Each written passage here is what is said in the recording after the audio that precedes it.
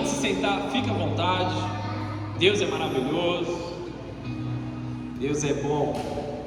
Falaremos hoje, então, como eu mencionei, de um cara que eu admiro muito. Amém? Dois caras que eu admiro muito: o apóstolo Paulo e seu discípulo, filho na fé, Timóteo. Amém? A realidade aqui, que quando eu leio as cartas de Paulo a Timóteo, eu me sinto como se o meu pai espiritual estivesse escrevendo uma carta para mim. Não sei se você já fez esse exercício, senão eu te convido a fazê-lo. Vai para sua casa hoje ou amanhã cedo, quando você for fazer seu devocional, e leia as duas cartas de Paulo a Timóteo e se coloque no lugar dele, como se Paulo tivesse escrito essa carta especificamente para você. Amém? Para a gente começar, eu já vou começar até na segunda carta de Paulo, mas não vai fazer diferença aqui no raciocínio. Amém? Eu quero falar um pouco quem foi Timóteo e também trazer para a nossa realidade aqui um formato de vida. Vou falar algumas coisas que eu falei no seminário, só para trazer todo mundo para o mesmo lugar, e a gente vai caminhando todos juntos, tá bom? Então abra sua Bíblia em 2 Timóteo, capítulo 3, versículo 10.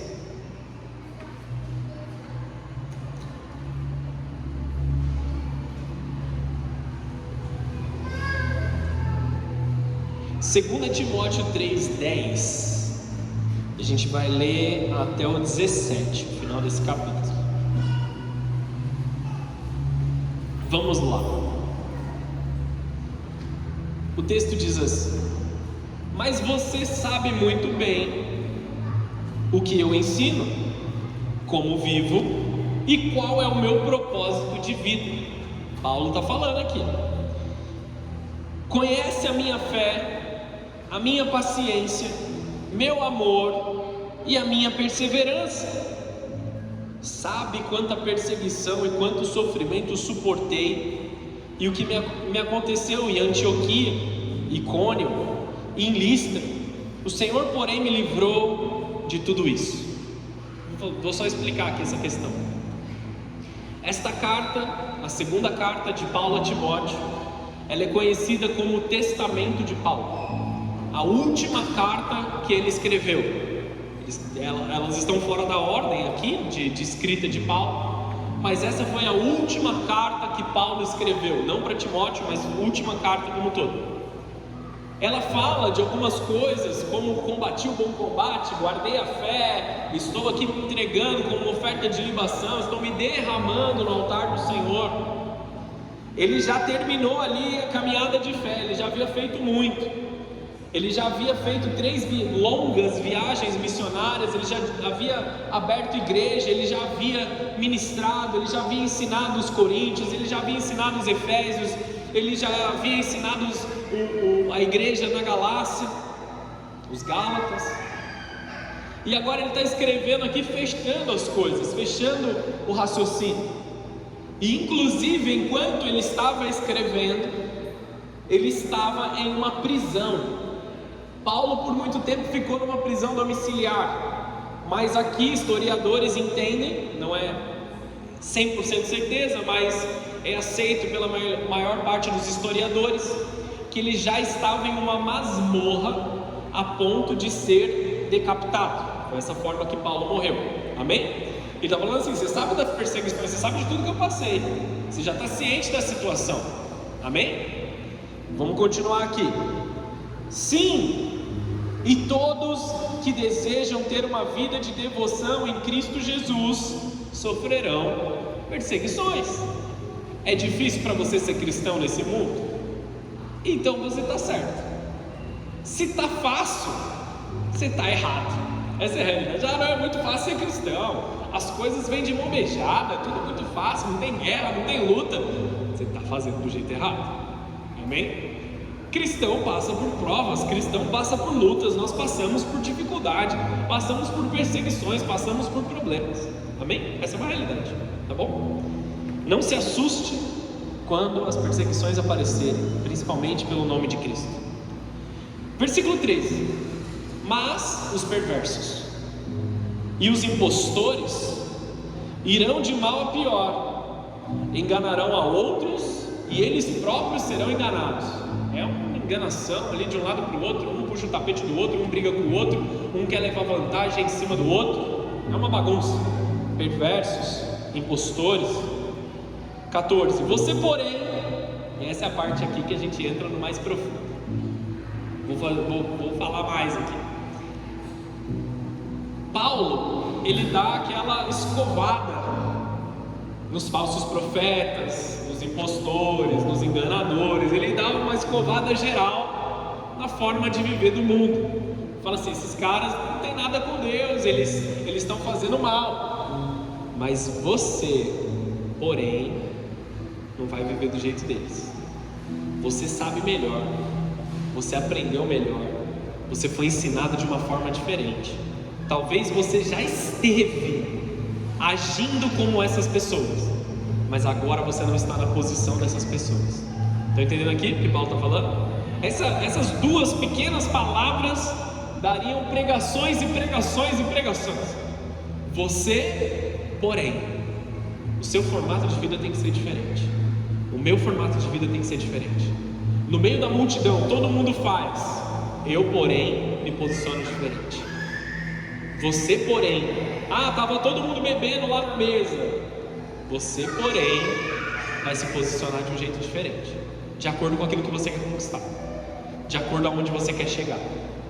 Se você quer comprar uma casa, você tem que guardar dinheiro. Se você quer comprar um carro, você tem que guardar dinheiro. Amém? Ninguém compra sem ter dinheiro. Se faz isso, faz da loucura, né? E se enrola todo de dívida, né? Se você quer construir algo, você precisa preparar os materiais da sua construção, sejam eles quais forem. Tu, porém, faça diferente do que você vê as pessoas lá fora. Você sabe que você está vivendo uma vida quando muitas pessoas criticam a sua radicalidade. Esse amor é radical demais, esse negócio de perdoar todo mundo é radical demais. Isso aí é muito além. Você é bobo. Fica à vontade de me chamar de bobo nessa hora, porque eu sei que o meu Senhor olha para mim de uma forma diferente.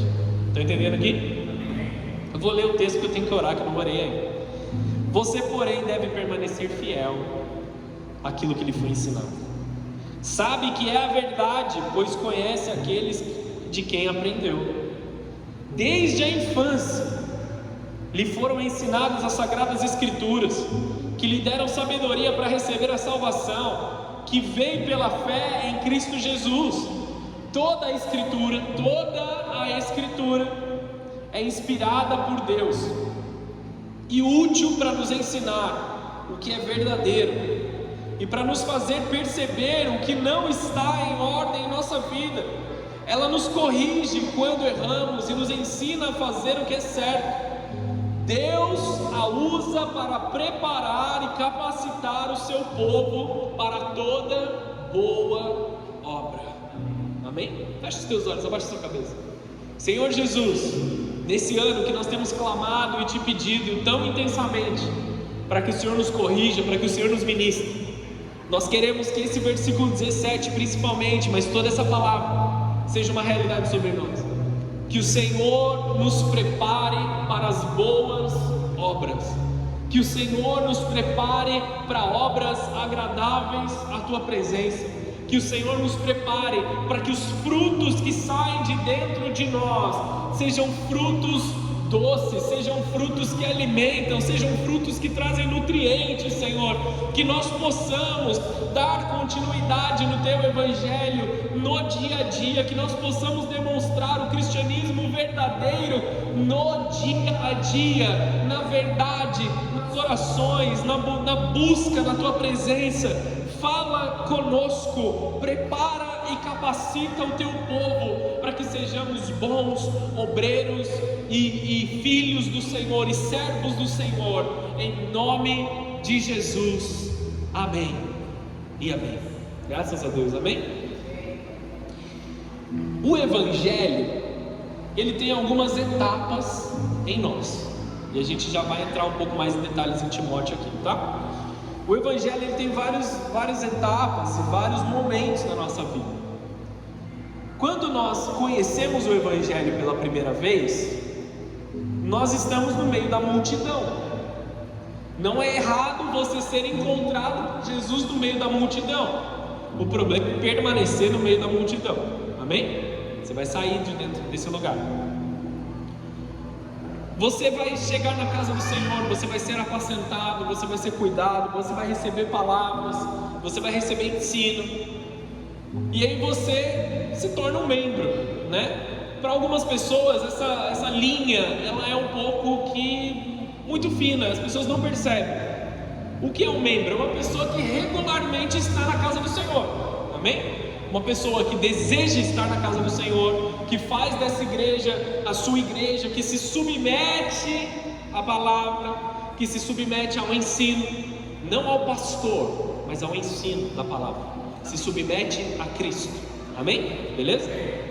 E este discípulo, ele começa a ser preparado, ele começa a ser separado, até o ponto que ele comece a cooperar com a obra do Senhor. Todos nós fomos chamados para cooperar com aquilo que Deus tem aqui na terra. Amém? Eu cheguei na igreja faz alguns poucos meses, o que eu vou fazer agora? Calma, tudo no seu devido tempo, sem pressa, sem afobação. Amém? Eu cheguei na igreja afobado. Não, agora eu conheci Jesus, eu vou batizar, eu vou fazer isso, eu fui que nem um maluco e queria fazer tudo. As pessoas falavam, cara, vai devagar, dá uma segurada. Até hoje eu não consegui dar uma segurada, eu tentei bastante, mas estamos aí, amém? Hoje eu entendo o tempo certo, eu entendo ali os momentos, alguns vão mais rápido, alguns vão mais devagar, cada um no seu tempo, e Deus respeita todos esses momentos, amém? Não se sinta atrasado ou adiantado demais, Deus tem o seu momento certo para cada coisa. O discípulo, em algum momento da sua caminhada, ele necessariamente precisa se tornar um obreiro. O que é um obreiro? É alguém que trabalha na igreja, alguém que empresta ou entrega, doa seu tempo para fazer qualquer que seja das demandas da igreja. Se em algum momento você pegou uma vassoura e varreu, arrumou as cadeiras ou chegou um pouco mais cedo para receber as pessoas na porta, parabéns, você já é um obreiro. Amém? Se você está em algumas das nossas escalas, você é um obreiro. Amém? Eu te aconselho, você que não é, a buscar um lugar onde você gostaria de servir na casa do Senhor, porque isso te edifica, isso te faz crescer, te ensina, te confronta, porque muitas vezes somos confrontados. Nós aprendemos sendo afiados uns pelos outros. Nós vemos os outros vivendo com Cristo, se entregando, aí a gente vê um irmão que se entregou um pouco mais do que a gente em uma área e ficamos constrangidos, eu preciso viver assim também. É uma troca poderosa. Quando nós estamos dentro da casa de Deus, nós aprendemos que a gente pisa no pé uns dos outros às vezes. Nós precisamos aprender a perdoar, aprender a amar, aprender a cuidar, a agradecer uns aos outros. Você não consegue aprender esse tipo de coisa sozinho na sua casa. Não dá pra gente ser cristão EAD, por mais que a teoria esteja toda ali, a prática é necessária. Amém? Beleza? Estamos aqui? Nós precisamos ter prática de fé. É aqui que Paulo está falando para Timóteo: para toda boa obra. Não quer dizer que aquilo que a gente faz dentro da igreja seja somente boas obras. Existem boas obras que nós fazemos em todos os lugares: caridade, oração pelas pessoas, o cuidado, o carinho, o transferir o evangelho no seu ambiente de trabalho, no seu lugar, tá bom? Você pode fazer boas obras em todos os lugares, principalmente dentro da sua casa com a sua família. Amém? Beleza? É isso, essa é a realidade. Um discípulo, ele necessariamente se torna um obreiro, mas ele não deixa de ser discípulo. Ele continua aprendendo, ele continua crescendo, ele continua se desenvolvendo. O que isso tem a ver com Paulo e Timóteo? Timóteo, neste momento, estava pastoreando a igreja de Éfeso. Sabe quando você lê a carta de Éfeso? Ele estava pastoreando essa igreja. Mas originalmente, ele não esteve em Éfeso. Ele conheceu Paulo na sua viagem missionária, ele passou a seguir Paulo, e se você ler com atenção as cartas de Paulo, você vai encontrar em várias delas menção a Timóteo. Eu e o meu cooperador Timóteo, eu e o meu filho na fé Timóteo, enviamos as saudações à igreja que está em Roma, enviamos essa mensagem à igreja em Corinto. Eles estavam juntos o tempo todo, eles estavam caminhando em unidade o tempo todo. Então muitas das cartas de Paulo, na verdade, são cartas de Paulo e Timóteo. Estão entendendo essa questão aqui? Embora ele não fosse o linha de frente naquele momento, ele estava lá servindo a Paulo e servindo a igreja. Ele estava cuidando, ele estava ali transferindo as coisas. E por que Timóteo é tão importante? Começa pelo nome dele. Ele recebeu um nome poderoso, composto por duas palavras gregas. Ele tinha um pai grego, mãe judia e avó judia convertidas ao evangelho. Amém? A avó dele se chamava Eunice e a mãe se chamava Lloyd. E aí não, é isso mesmo. A mãe, meu Deus, não lembro agora, perdi a ordem. Uma chamava Eunice, a outra chamava Lloyd. A mãe e a avó. A avó se chamava Lloyd. Eu inverti a ordem, foi isso. E ele tinha um pai grego. Ele recebeu um nome que era composto por duas palavras: Tímio e Tel. Tel significa Deus, amém? Tímio é honra. Ou seja, Timóteo é aquele que honra a Deus. Estão entendendo isso aqui? Nós precisamos ser uma geração de Timóteo.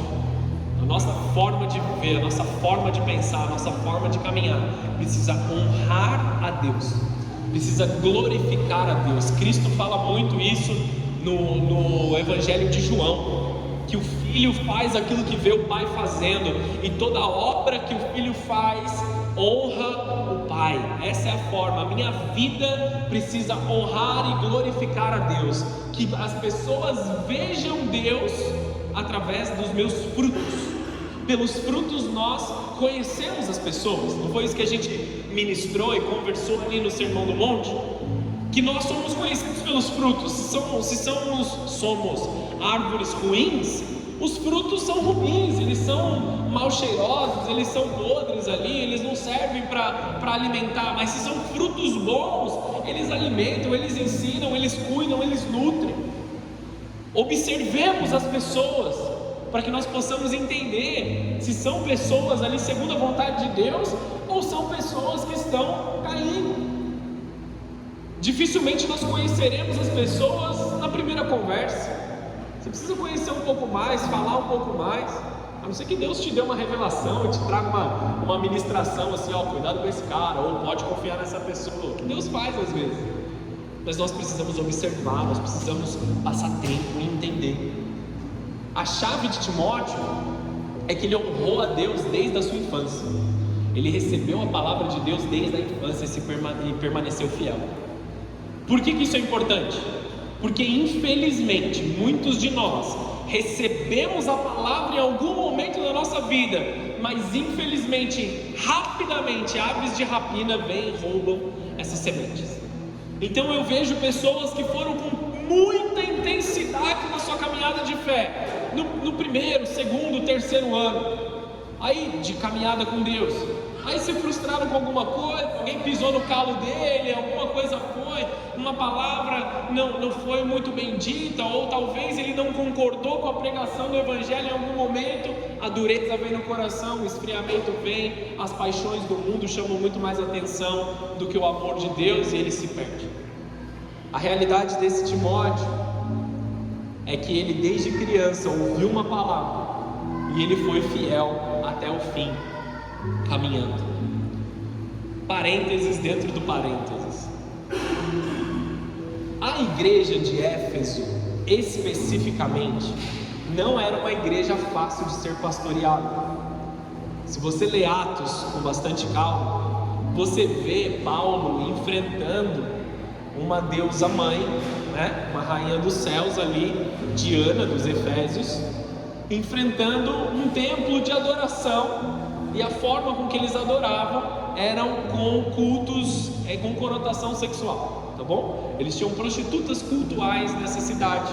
Era uma depravação completa na cidade. A cidade era totalmente destruída. Eles se entorpeciam com muitas drogas, com muitas coisas ali da época. E havia uma batalha espiritual muito grande com essa deusa mãe. Sem falar nisso, eu quero que vocês imaginem a situação de Timóteo como um pastor jovem, né? Como eu, muito jovem, muito novo. Brincadeira. Eu já fui mais jovem. Agora a idade está me alcançando. Às vezes hoje eu fui fazer um treino, nada a ver com a palavra, tá? Mas eu vou falar. Eu fui treinar taekwondo, quase morri lá. O Alexandre até olhou pra mim e falou assim: quer água aí, pastor? Tá de boa. A idade está me alcançando. Mas amém. Esse homem era muito jovem nessa cidade. E essa cidade, ela foi pastoreada por um outro homem, João, o apóstolo, o discípulo a quem Deus amava. Por muitos anos João pastoreava Éfeso. E eu quero que vocês pensem em uma coisa aqui, tá bom? Vou te provar primeiro porque que eu sei disso e depois eu te dou a informação. Lembra quando Jesus estava pregado no madeiro? Ele olha para Maria, para João, e ele fala assim: Maria, eis aí o teu filho. João, eis aí a tua mãe. Ele delega a responsabilidade que ele tinha. Eu não vou poder cuidar mais dela como a minha mãe, eu estou subindo aos céus. João, essa é a sua responsabilidade agora. Amém? Vocês entenderam isso? Portanto, para onde foi João, Maria foi junto. Esta igreja de Éfeso foi tratada com um amor e uma intimidade com Cristo impressionante. Se nós temos o discípulo que se recolheu ao colo de Jesus na última ceia, que ele mesmo se intitulou discípulo a quem Deus amava pelo conhecimento e identidade que ele tinha, e Maria, mãe de Jesus, que cuidou dele durante toda a sua infância, viu ele crescendo e estava lá no momento da crucificação, sabendo que ele era Deus. Entenda o tamanho da responsabilidade de Timóteo assumindo a igreja depois dessa liderança. Estão entendendo isso aqui? O desafio era grande. Paulo fala para Timóteo: não deixa que diminua o seu status, o seu caráter pela sua pouca idade. Ministra eles do jeitinho certo. Vai lá e ensina. Nós sabemos que Éfeso também foi uma cidade complicada, porque na carta de Paulo aos Efésios, ele ensina eles a se revestirem de armadura espiritual. Um dos maiores conceitos de batalha espiritual, ele teve que ensinar para essa igreja. Estão aqui? Estão entendendo ainda? Ou fui longe demais? Voltemos para Timóteo com mais detalhes. O conselho aqui é que ele deve ser diferente, assim como eu e vocês temos que ser diferentes. Uma palavra profética, eu falei isso, vou falar algumas vezes esse ano essa mesma frase, tá? Uma palavra profética, ela não vale nada sem um bom mordomo para administrar. Ele recebeu muito enquanto ele estava na caminhada, quietinho, segurava a Bíblia do pastor Paulo, segurava a capa, o pastor terminava de pregar: aqui ó, sua blusa aqui ó, põe, veste a blusa aí. Ele era o cara que segurava a carteira, ele era o cara que segurava a Bíblia, ele era o cara que estava do lado. Às vezes o motorista, estamos só traduzindo para os dias de hoje, não tinha carro naquela época não, bem?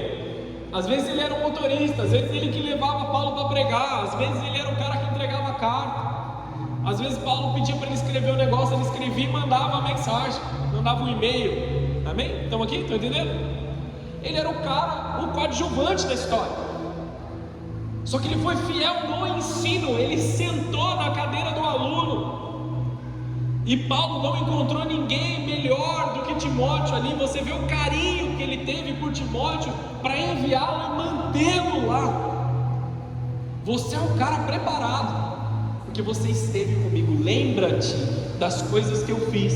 Em outro texto ele fala assim: lembra da imposição de mãos dos presbíteros e anciãos da igreja sobre a tua vida. Lembra-te do dom que você recebeu, do ensino que você recebeu. Um pai espiritual exorta os seus filhos espirituais a crescerem, se desenvolverem e caminharem. Lembre-se das palavras que Deus entregou ao teu coração e pratique-as, administre bem essas palavras. Deus me falou que eu seria um grande pregador. Você está lendo a Bíblia? Você está estudando a Bíblia? Você tem orado? Você tem caminhado? Você tem se preparado? Eu sempre fui uma pessoa que eu sou meio cara de pau. Então eu sempre falei em público. Eu nunca tive dificuldade de falar em público, tá? Pelo menos essa parte eu não tinha dificuldade.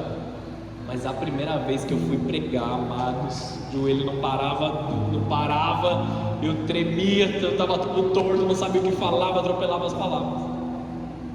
Se Deus te deu uma palavra, se Deus te chamou para ser um profeta, se Deus te chamou para ser um pregador, se prepare, se coloque em situações que você vai ensinar a palavra. Célula é algo extremamente importante. Por quê?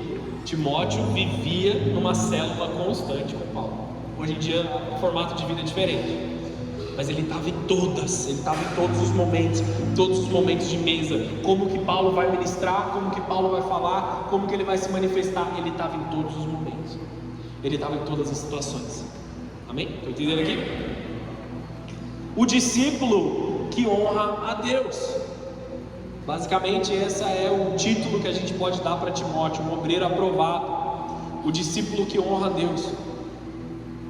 Ele tinha uma formação de fé desde a infância, filho espiritual de Paulo. Ele tinha experiência de discípulo antes de se tornar um mestre. Antes de fazer para Deus, Timóteo aprendeu a ser de Deus. Já falei isso semana passada, vou falar de novo. Temos um problema nessa geração de redes sociais, que qualquer um que tem 1 minuto de conteúdo para gravar está ensinando todo mundo. Acabou de ler ali no chat GPT o que é, já está reproduzindo como se fosse dono do assunto. Fez 15 faculdades para falar isso aí. A realidade é que isso não se sustenta a longo prazo. Você pode até convencer alguém que você sabe alguma coisa falando por 1 minuto, 2, 3. A realidade é que isso precisa se sustentar a longo prazo. Máscaras caem a longo prazo, vidas se mostram a longo prazo. Esse cara aqui honrava a Deus a longo prazo. Não importa a velocidade que você comece, importa que você termine a caminhada. Se é necessário um pouquinho mais devagar, caminhar um pouquinho mais devagar, faça isso, mas não para de caminhar. Porque tem gente que está com um fôlego muito grande, e nós somos pegos, amados, sempre quando nós estamos cansados. Quando você está cansado, você precisa vigiar duplamente, porque no seu cansaço vão vir as ofertas das trevas, e ofertas que você não aceitaria em um dia bom, você vai querer aceitar no dia mau. Alguma coisa aconteceu, alguma bomba explodiu na sua família, no seu trabalho, sei lá, e aí você aceita qualquer oferta das trevas para trazer um alívio sobre a tua vida. Cuidado com os momentos que você está cansado. Antes de tudo, vá até a palavra de Deus, se alimente da palavra de Deus, garante que o seu espírito está alimentado, aí você vai fazer outras coisas, principalmente nos dias de fadiga, principalmente nos dias cansados. E nós entendemos aqui, segundo esse texto, que o obreiro aprovado, o discípulo que honra a Deus, ele é um homem que sabe muito bem manejar a palavra de Deus. Nós precisamos conhecer a palavra de Deus. Nós precisamos entrar em intimidade naquilo que a palavra de Deus tem para as nossas vidas. Nós precisamos conhecê-la, praticá-la e reproduzir a palavra o tempo todo. Crie o hábito de escrever alguns versículos, talvez num post-it ou em algum caderninho, alguma coisa assim, e coloque em lugares que você vai ler de novo. Aí eu chego na casa do irmão, tá a parede inteira, a Bíblia inteira escrita, né? Esse aqui é só o que eu preciso conhecer agora. Crie hábitos de colocar a palavra nos teus olhos, ou aos teus olhos, com mais frequência. Coloca uma na geladeira, na porta da geladeira, coloca uma no teu quarto, do lado da cama, alguma coisa para você orar, alguma coisa para você entender. E saiba que a palavra de Deus guia as nossas decisões. Às vezes eu vejo brigas, principalmente brigas de casal, e eu vou evitar de olhar para as pessoas para vocês acharem que é aqui da igreja, porque não me vem à memória a briga de nenhum de vocês. Mas às vezes a gente vê aquelas brigas, e aí o marido fala assim: não, segundo a palavra de Deus, ela tem que me obedecer, porque eu sou cabeça e tal, e fala,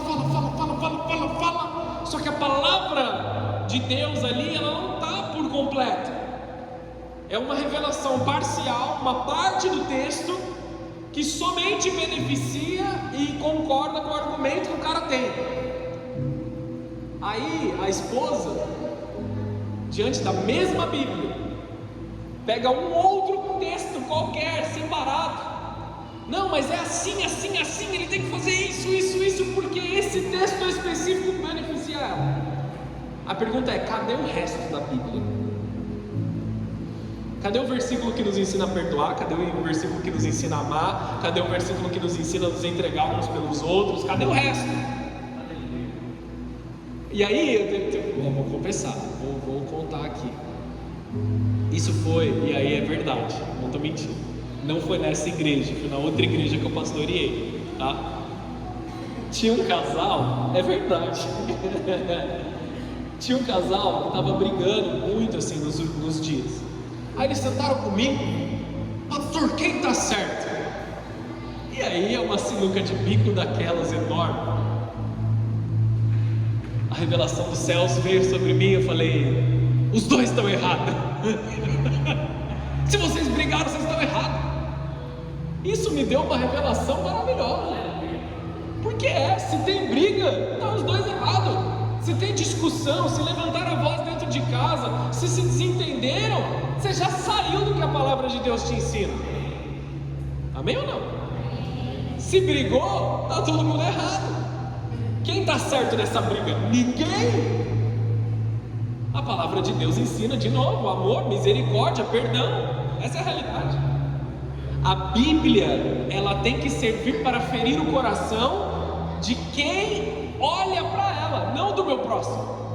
Olha, eu vi esse texto aqui, como eu queria que tal pessoa visse isso, entendesse isso, porque aí ela ia ver só. Aí a gente está errado, amados. A palavra tem que me corrigir, me ministrar, me ensinar. Vai ter o momento certo que Deus vai corrigir essa pessoa. Fique em paz, ora por eles, ora mesmo, que é necessário, tá bom? Correção é necessária. Só que a palavra de Deus não pode ser usada como uma arma para você brigar com alguém. Quantas e quantas pessoas não concordaram com alguma pregação minha ou alguma coisa e foram ali, tirar uma satisfação. Não, porque a Bíblia diz tal coisa. Eu falo: você não entendeu o que eu preguei, você não entendeu o que eu estava falando.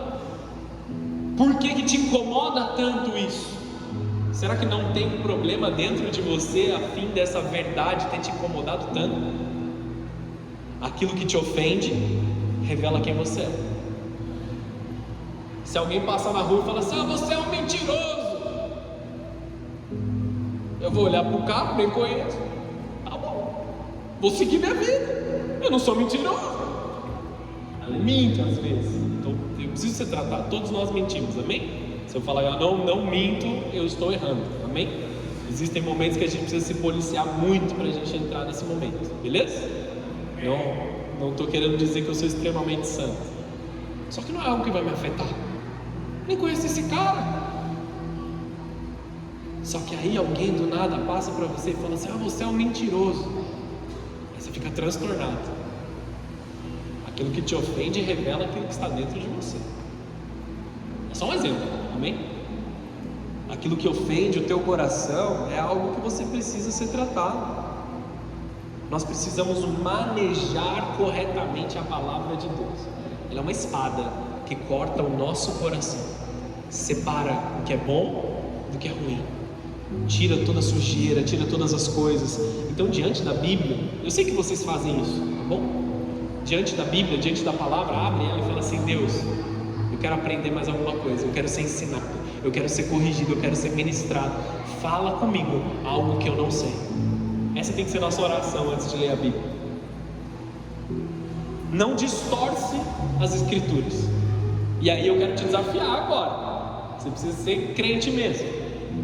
tudo que eu estou falando aqui no culto no domingo, eu quero que você vá para no domingo e na quarta, eu quero que você vá para sua casa, abra a sua Bíblia, leia e tenha certeza que eu não estou distorcendo a palavra. Eu quero que você saiba porque você sabe, porque você entendeu, não porque alguém te disse. Ah, o pastor disse tal coisa. Eu posso errar também. Amém, queridos? Então vá e busque a revelação por você mesmo. Não distorça a palavra, não viva metade da palavra, não viva uma parte da palavra, não viva algo que te beneficia ou que você pode tirar vantagem, mas viva ela por completo. Nós precisamos aprender a interpretar a palavra com fidelidade. A Bíblia interpreta ela mesma. Vou te dar uma dica, você que é novo de ler a Bíblia. Você está lendo a Bíblia, você não entendeu o que você leu. Continua, anota a sua dúvida, continua lendo. Daqui a pouco a própria Bíblia vai responder a sua pergunta. Amém? Funciona assim. Não tenha pressa, não seja ansioso, quero entender tudo agora. Dá tempo ao tempo. Cada dia uma coisa, cada dia um aprendizado. A própria palavra de Deus concorda com ela mesma. Se existe um texto que você leu e ele discorda do resto da Bíblia, você entendeu errado. A Bíblia tem na sua tradução para o português algumas aparentes contradições, só que todas elas são claras. Vou dar um exemplo só para você querer saber o que é uma aparente contradição. Quando Tiago escreve para a igreja dizendo assim, eu me mostra a sua fé sem obras e eu te mostrarei a minha fé com as minhas obras. Ele não está dizendo que nós somos salvos pelas obras. Ele não anula aquilo que foi escrito por Paulo, mas ele ensina a demonstrar que nós cremos através daquilo que nós fazemos. É uma aparente contradição. Se você não entendeu nada, depois você lê a carta de Timóteo e de Tiago, a carta de Tiago, e você me pergunta com mais detalhes. Amém? A gente fala sobre isso depois. Não usam a palavra para discussões inúteis. Amados, muitas pessoas estão perdendo tempo demais, tempo precioso, ao invés de ensinar as pessoas, discutindo sobre pequenas coisas, discutindo sobre pormenores. E aí nós nos assemelhamos mais aos fariseus nessa hora do que aos bons discípulos, quando nós estamos discutindo a palavra. Discutindo é briga, tá bom? Não buscando entender, buscando compreender. Ah, eu não entendi isso, me explica. Essa é a parte boa, é aquilo que acontece na célula, que acontece nas nossas reuniões. Essa é a parte boa. O problema da discussão existe uma doutrina, existe um jeito que é assim, assim, assim, e se você discordar, você está errado, você vai para o inferno. Então são coisas parciais. Nós precisamos aprender a ler a palavra de Deus e compreendê-la. Porque eu disse que nós nos assemelhamos aos fariseus. A palavra, a lei diz que eles deveriam lavar as mãos antes de comer. Um ato simples, amém? Higiênico. Só que havia muita discussão entre os mestres da lei, fariseus e todas as pessoas. Se eles tinham que lavar só os dedos, se eles tinham que lavar até aqui, até aqui, até aqui, lavar o corpo inteiro. Então havia briga. Havia briga entre eles. Sabe quando você vai pegar um pouco de comida e você só lava a ponta dos dedos assim? Não faça isso. Deus está vendo. Também lava a mão inteira direito, por favor, seja higiênico. Brincadeira. A questão ali entre eles, amados, era que eles não se entendiam, eles discutiam sobre coisas que mais afastavam as pessoas de conhecer Jesus do que os aproximavam. Não percamos tempo com vãs discussões. Perca tempo dizendo, Jesus morreu na cruz por você. Ele tem um plano melhor para a tua vida, Ele tem uma salvação para você. Não perca tempo discutindo doutrinas, doutrinas de homens. Não perca tempo discutindo coisas passageiras. Não perca tempo em genealogias e pensamentos longos demais que as pessoas não conseguem compreender, porque isso não edifica. Você não está num seminário de teologia bíblica. Se você está no dia a dia caminhando com alguém, torne o Evangelho acessível e não inacessível. Porque muitas vezes as pessoas se julgam mestres demais, eu sei muito. Não, olha, você tem que aprender muito mais para você falar comigo sobre isso. Você é apenas um bebê na fé, você um dia chega lá, mas olha como eu sou melhor. Fuja disso. Quanto mais maduro a pessoa é na fé, mais ela consegue fazer paz com a frase: eu sou o pior dos pecadores. E se existe algum título, eu sou o menor dos apóstolos. Essa é a realidade que Timóteo cresceu do lado de Paulo. Não percam tempo em vãs discussões. Não perca tempo querendo provar que você está certo. Não perca tempo querendo provar que você sabe mais da Bíblia que alguém. Às vezes vem essas discussões para mim: não, olha, eu não concordo com isso, eu não concordo com aquilo, em pormenores. Meu irmão, Deus te abençoe, que você veja, que você entenda. Mas será, e aí eu falo o que eu preciso fazer como pastor, mas será que isso aí não te incomodou só porque você tem um problema com essa questão? Eu não acho que, um exemplo que mexe com todo mundo, perdão. Eu não acho que perdoar é tão necessário assim, não. Amém. Talvez você tenha um problema com alguém. Quanto mais rápido você fazer paz com a realidade de que você tem que perdoar, mais rápido você resolve esse problema. A questão, amados, não é nós resistirmos à palavra de Deus, mas nos submetermos. Um bom discípulo, um discípulo que honra a Deus, um Timóteo nessa geração, é alguém que se submete à palavra. É alguém que se submete àquilo que Deus tem. E também não usa a palavra para agradar a homens. Nós precisamos ser maduros o suficiente para corrigir no momento que deve ser corrigido. A gente já passou pelo Sermão do Monte, certo? Então você tira a trave antes de tirar o cílio do teu próximo, beleza? Você está julgando com juízo reto. Você me lembra de eu ter falado isso? Se você não lembra, você assiste no YouTube depois, beleza? Eu vou ter um momento que eu vou corrigir alguém, talvez dentro da minha própria casa, minha esposa, meus filhos, ou eu vou ser corrigido por eles também. Que a palavra não sirva somente para agradar, mas que seja uma palavra que realmente dá destino, dá rumo. Da forma com que eu estou sendo corrigido, essa palavra tem que corrigir aqueles que estão ao meu redor.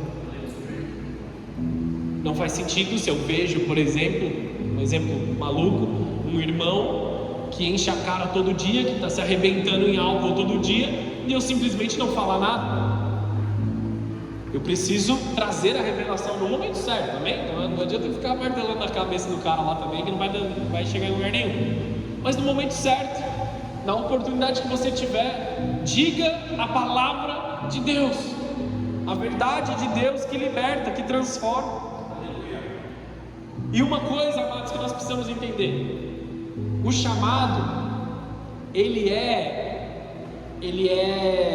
confirmado, não autoproclamado. Uma das maiores justificativas das pessoas é: eu tenho um chamado. Você está me impedindo de viver o meu chamado. Amados, eu como pastor quero que você viva a plenitude daquilo que Deus tem para você.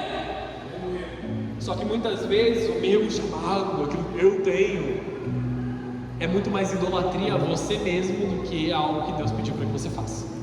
Estão entendendo isso? Eu lembro vividamente quando eu comecei a pastorear.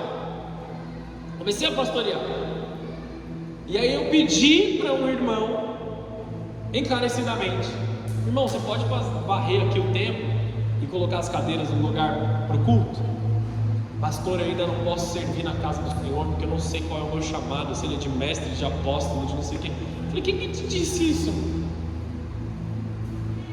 Aí ele: não, porque o pessoal fala que a gente tem que estar ali pronto e tal, não sei o quê. A realidade é que ele não queria passar a vassoura no chão. Essa é a realidade, tá? Isso ficou claro para mim naquele exato momento. E tudo bem, você não quer, eu faço, tá tudo bem, eu fiz, no final das contas. E a gente quer muito o holofote: eu tenho um chamado, eu quero pregar, me dá o microfone, eu quero cantar. A gente tem que tomar cuidado com essa questão, porque eu não tenho um chamado, o chamado de Deus me possui. É o contrário.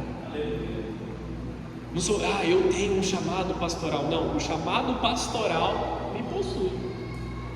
E aí eu estou cansado, eu estou acabado, eu não consigo fazer nada, mas eu estou fazendo a vontade de Deus. Às vezes sangrando, às vezes cansado, às vezes ansioso, mas fazendo a vontade de Deus. Você entende isso quando Deus tem um chamado sobre a tua vida, quando Deus te puxa para alguma coisa. Você pode estar no pior dia da sua vida e você vai corresponder ao chamado de Deus, porque Ele é bom e Ele cuida de você enquanto você põe a mão no arado.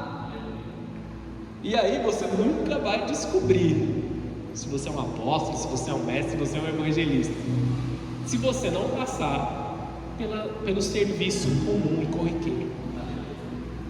Eu fui 7 anos, eu fui líder da zeladoria, eu e a pastora. Quando o núcleo de Jacareí abriu, até quando a gente foi enviado, a gente já estava pastoreando, a gente ainda servia na zeladoria do Bola de Jacareí. As pregações que eu prego até hoje foram coisas que Deus me deu no particular, limpando a igreja. Essa foi a realidade, amados. Nunca neguei o serviço. Deus revelou meu chamado no serviço.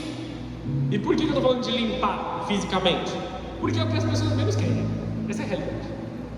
Boas-vindas já é mais fácil, tá lá, beleza, vamos lá, entendeu? Estou ali na entrada, na porta, é mais seguro. Qualquer serviço na casa do Senhor é igualmente digno. Tudo que nós fazemos para que pessoas sejam salvas, sejam curadas. Se você veio um pouquinho mais cedo e colocou as cadeiras no lugar, você serviu os teus irmãos e você entregou amor para Deus através de servir o teu irmão. Como que a gente demonstra nosso amor para Deus? Cuidando uns dos outros, amando uns aos outros. Deixa eu ver se eu esqueci alguma coisa nesse assunto. Então o chamado ele não é autoproclamado. Cansei dessa igreja, eu acho que eu tenho uma ideia melhor, eu vou abrir a minha própria igreja, escolher um nome e vou me autoproclamar pastor. Cara, quantas situações nós não vimos de destruição de ministérios e de pessoas com a vontade do homem sendo colocada na frente da vontade de Deus. Hoje, vai falar, pastor, você está com o microfone na mão, numa igreja legal, uma igreja bonita. Isso hoje. Quanto tempo que a gente não plantou, cara? Quanto tempo a gente não ficou regando no secreto, no escondido? Hoje a gente está numa igreja bacana, mas no secreto a gente plantou, cara. A gente chorou, suamos mesmo. Da última vez que a gente construiu esse palco aqui, tinha uma galera para fazer. Da primeira vez que eu construí o palco da igreja, eu fiz sozinho. Por quê? Nossa, que tadinho dele, dá um dinheiro para ele. Não é isso, entendeu? Eu fiz o que eu tinha que ter feito. Nós somos dignos do salário de todas as coisas, tá bom? Não estou distorcendo a palavra. Mas a realidade não é para ter dó, é para servir de inspiração também. Faz também. Tá difícil para mim, eu consigo fazer só isso aqui. Glória a Deus. Você está servindo ao Rei. E é isso que você tem que fazer hoje. O pouco que você pode, você coloca a mão na arada e você faz. Deus conhece as suas limitações, Deus conhece as suas limitações, talvez de saúde, talvez de horário, talvez de responsabilidade de trabalho, mas é no serviço na casa do Senhor que nós somos tratados, que nós somos ministrados. Talvez eu esteja falando isso muito cedo para algumas pessoas que acabaram de chegar na casa do Senhor, mas não deixa essa realidade sair da tua vida. O caráter vem antes do ministério. Ninguém alcança grandes lugares em Deus se o seu caráter não for transformado. Tu, porém, Timóteo, tem que ser diferente. O obreiro aprovado, ele tem boa reputação dentro e fora da igreja. Eu começo a levantar uma pulga atrás da minha orelha quando a gente vê uma pessoa dentro da igreja maravilhosa, faz tudo, está em todas as coisas. Aí você sai, conhece alguém, conheço fulano lá que vai na sua igreja, o cara é cabuloso, viu pastor, não confia nele não. Tem que botar uma pulga atrás da orelha, o que está acontecendo? Às vezes é a maldade do mundo mesmo, perseguição, o que acontece? Mas se torna uma questão unânime, o cara leva todo mundo, tem problema com todo mundo, briga com todo mundo. Eu tenho um chefe que o esporte dele é brigar com as pessoas. E aí ele falou assim: não, briguei com fulano, briguei com não sei o quê, briguei na reunião de condomínio. É engraçado, já virou piada. Mas imagina a reputação que nós estamos formando ao redor das coisas. Como as pessoas de fora da igreja nos veem. Não precisa ver a gente como super especial, o pastor, não. É um cara justo, é um cara honesto. Ele marca e comparece, ele fala que vai pagar, ele paga. Ele tem palavra. Vocês estão entendendo isso? Boa reputação dos de dentro e dos de fora. Ai meu Deus, eu tenho que falar, vai, já estou nessa. No começo da minha caminhada, de novo, como pastor, chegou um cidadão na igreja meio transtornado. E ele falou assim: pastor, sei que você é um pastor voluntário, como que faz para eu me tornar um pastor voluntário também? Quero ser pastor, quero pastorear. Eu falei: irmão, faz 2 dias que você está na igreja, mas tudo bem, vamos conversar. A vida que eu vivo é assim, nesse formato. É isso que eu renuncio, é dessa forma que eu vivo. E eu tenho a minha esposa do meu lado para me auxiliar o tempo todo. Na hora que eu falei isso, a esposa dele deu um... Sem querer expor, na verdade eu não estou falando nomes, mas eu olhei para a esposa e falei assim: o seu marido está pronto para ser pastor? Ela olhou para mim e falou assim: ele não está nem pronto para ser marido. Porque ela falou na hora ali. Que constrangimento que eu fiquei, amados. Eu não sabia onde eu enfiava, eu fiquei com mais vergonha que o cara. Não sabia onde eu enfiava a cara. Boa reputação dos de dentro e dos de fora. O que a sua família tem para dizer sobre você? O que aqueles que convivem com você o dia todo têm para dizer sobre você? Um discípulo aprovado não era o Vitão, não, mano. Eu vi os caras se movimentando ali, acharam que era o Vitor essa história. Não era o Vitor. Não era ele é bênção. O que eu fui fazer com ele? Ele governa bem a sua casa. Um discípulo aprovado governa bem a sua casa. Ele é fiel, ele é equilibrado, ele é digno de confiança em todas as coisas. Quanto vale seu nome? Quanto vale seu nome? Se você chegar agora no mercado e falar assim: eu não tenho dinheiro, mas amanhã eu venho pagar. Não, você é um cara top. Pode ir lá, amanhã você traz. Não, não trouxe dinheiro, mas amanhã eu pago. Vai embora, não quero nem ver sua cara. Qual é a resposta das pessoas ao teu redor por conhecerem aquilo que você vive? Estão entendendo o que eu estou falando? Vou pedir para você fechar os seus olhos, abaixar sua cabeça depois dessa palavra um pouco dura. Se o louvor quiser vir aí, para a gente fazer uma última adoração. Timóteo foi um obreiro aprovado. Eu sei que contei muitas experiências e muitas situações que eu passei aqui, mas não com a intenção de